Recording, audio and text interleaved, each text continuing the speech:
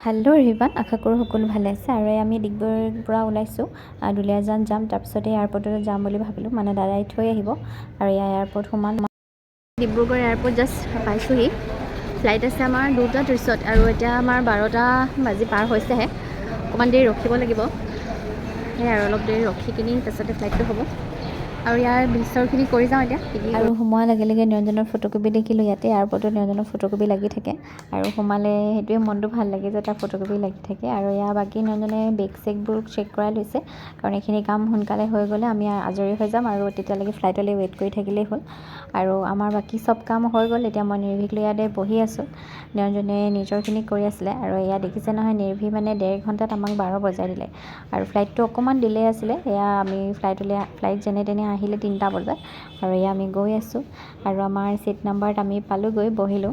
আৰু 3-4 ঘণ্টা থকাৰ পাছত জাষ্ট হায়দৰাবাদ আমি পাইছোঁ। বিৰাট ভাগৰ লাগিছিলে। ইয়াত নামিলোঁ আৰু এতিয়া বেগৰ কাৰণে ৰখি আছোঁ। ধুনীয়া এয়াৰপৰ্টটো।